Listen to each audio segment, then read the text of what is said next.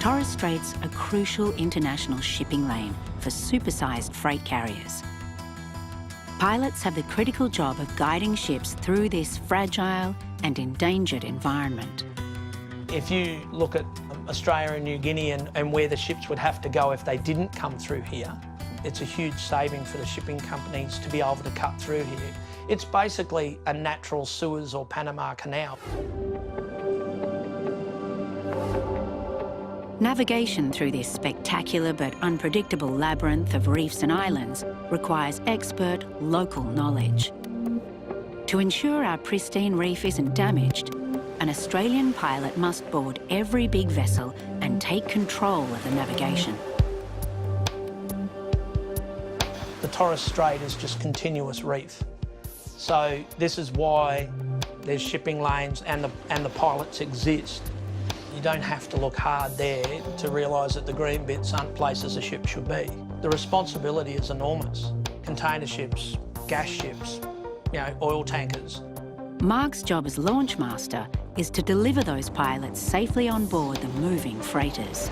With every other type of vessel operation, the emphasis is to stay away from each other, whereas with a pilot boat, you purposely go towards the ship and bang into it. But that, it's all controlled. Mark relies on technology to make sure that controlled landing comes off without injury or worse. You need to know the weather conditions, need to know where the ships are. The more information we have, the better decisions we make. Safety is everything. Now, Paruma's new broadband connection links Mark instantly to the critical information he needs.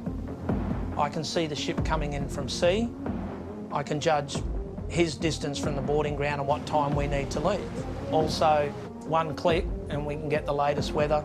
There's a low at the minute in the Gulf of Carpentaria. That's good weather. This is quick for us. This is really good.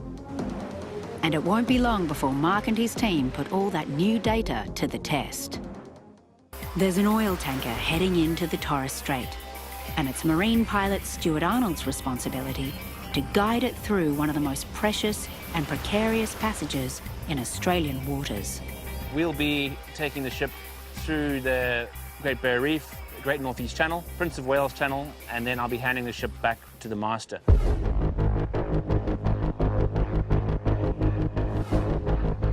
This area is a cluster of hundreds of reefs and islands that are home to complex and fragile ecosystems. If a large foreign freighter was to run aground, plough into a reef or leak oil, the damage to our living treasure could be catastrophic.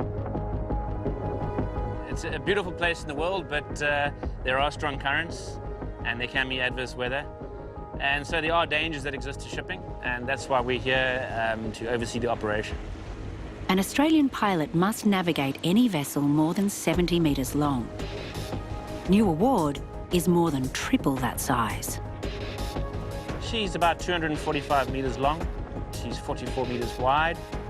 Sir, we request port side boarding ladder. It's Launch Master Mark Bemrose's job to safely deliver Stuart to the massive freighter, and his timing needs to be perfect. Pilot's ETA 0930. Can you make this ETA, sir? Stuart has to board while both vessels are moving. New Award is doing 6 knots, about 11 kilometres an hour. There's an inherent risk with putting large mechanical things together. And you've got people climbing ladders, you've got people outside on boats, outside of rails, and there is danger there, but through what we do, we try to limit that as much as we can. Thanks to the arrival of high-speed broadband on Paruma Island, Mark can download and take with him the most accurate picture of weather and traffic information available. No, come on, he's ready. And today it's paid off.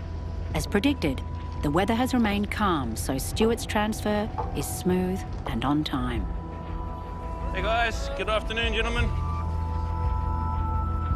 Hello, Captain. Is everything all right? Everything's all right. It's this reef all over. You can't see it, but it's there. So yeah, it's just this reef over there. If we keep going, then it won't be good for anyone. Almost 7 hours after boarding New Award, Stuart enters the most difficult part of the journey. All ships, all ships. This is where he puts all his experience to work, using all the high-tech equipment that's available to him. The New Award will be making a westbound transit to Prince of Wales Channel, ETA Herald Patches 1640 in 40 minutes time. The reason we make that announcement is because we're approaching a narrow area, and this also is the shallowest area, so we've got to be careful. Here we'll be monitoring our underkill clearance very carefully. It's not only about leaving enough clearance under the keel. As night falls, they also have to keep a constant lookout for other ships. Steer course 218. That's correct. Half ahead. Yeah. But could we please pass starboard to starboard, over? Copy on that, sir. We'll pass green to green. 5 minutes from now, you'll be entering your course. Yes, confirmed. Green to green. Thank you very much for your cooperation.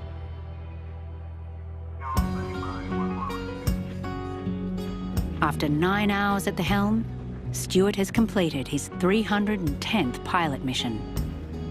The best thing about my job is guiding these nice vessels through the reef safely, these large vessels, without any incident. It's a track record anyone would be proud of. Yeah, good evening, sir. Just to advise you, we have now crossed the CPR at Booby, and I'll be handing over to the master shortly, and we'll wait for our pilot boat. And if it's okay with you, this will be the vessel's final report, over. And that's it. Hopefully the job is now complete, and we can board our pilot boat and go home.